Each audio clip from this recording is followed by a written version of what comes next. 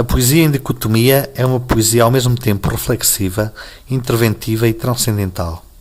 Como em tudo o que escrevo, é reflexiva na medida em que cada palavra é fruto de uma reflexão pessoal sobre determinado tema, determinada situação ou determinada vivência. É interventiva uma vez que chama a atenção sobre determinados aspectos do cotidiano, certas atitudes de outrem, sendo intervencionista na tentativa de correção dessas mesmas atitudes. E é transcendental por eu me reportar às estrelas, ao universo exterior e ao infinito, assim como se pode dizer também que é uma tentativa de integração na natureza ao me fazer parte de elementos naturais como sejam o sol, a lua e o vento. O tema e a origem de dicotomia surgem numa altura em que eu vivia a vida muito intensamente e em que cada pequena coisa me falava e me levava a passar para o papel a minha visão empírica das coisas simples. Dicotomia surge como um manto de retalhos de 3 abordagens diferentes da minha vida.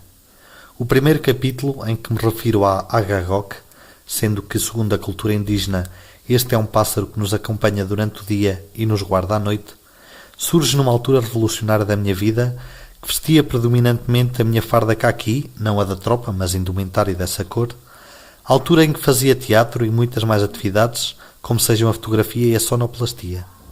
O segundo capítulo foi registado durante o meu internamento, contendo uma visão tanto derrotista como otimista da vida, que para mim se revelava cessante, daí o Living Life, deixando a vida.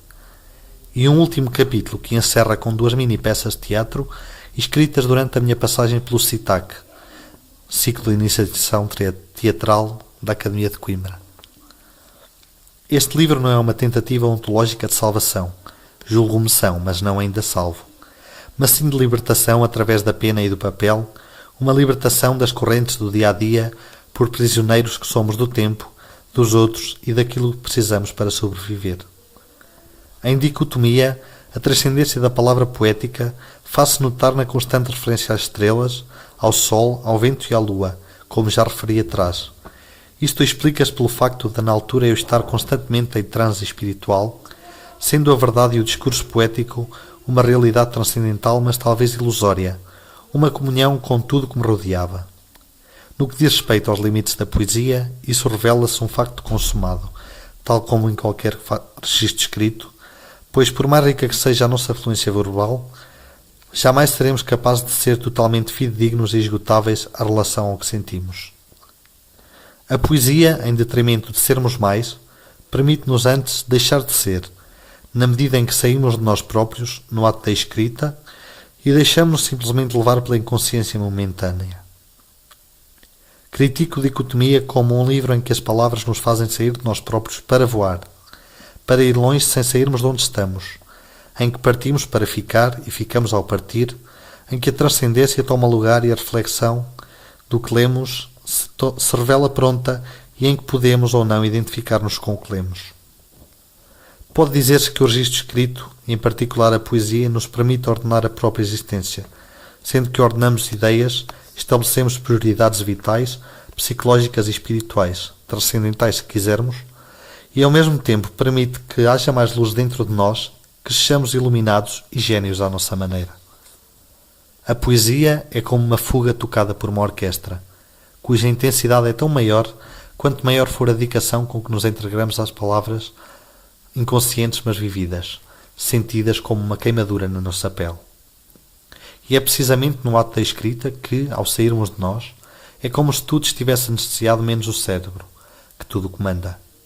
É como se estivéssemos possuídos pelo espírito benévolo e benigno da poesia, e que, por fim, esta mesma anestesia é diagnosticada como uma filosofia terapêutica que nos cura de todas as maleitas mentais que se revelam. Permitam-me ainda que me refira à poesia como o templo da palavra, em que tem lugar a contemplação deste Deus poético cá em nós, até que seja crucificado. Por fim, vou referir-me a uma outra forma de expressão minha, que é a fotografia.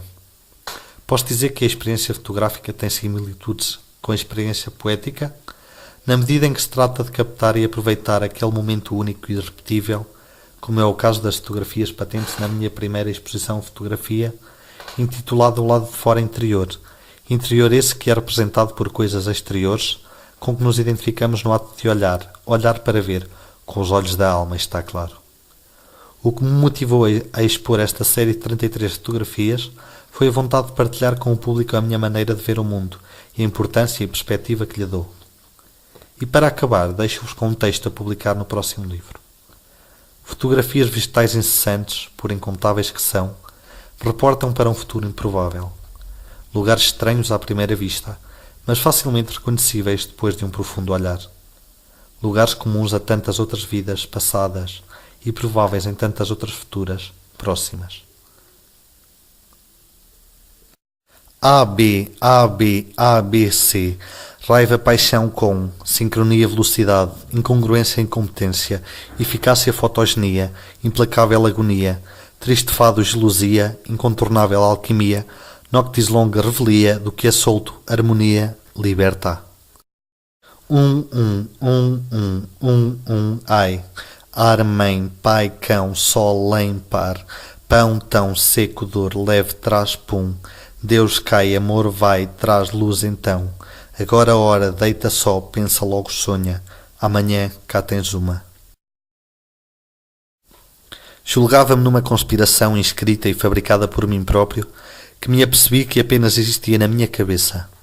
Consegui chegar a um estado em que tudo o que me rodeava me dava sinais de algo e me levava sempre a algum lado, onde encontrava respostas urgentes e vitalícias para as minhas questões enlouquecedoras.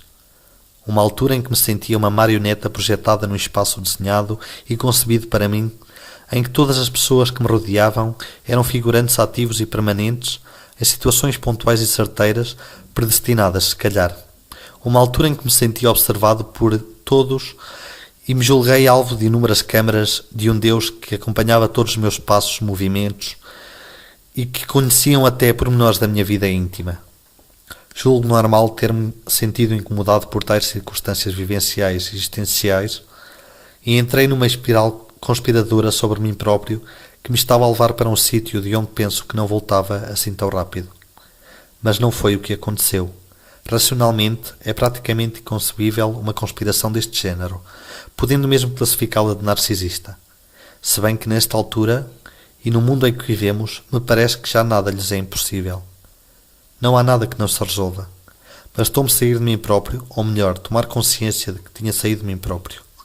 Afinal, tinha tomado a forma de um pássaro morto, e quão doce que é esta sensação. Um pássaro de fogo e radiante de amor.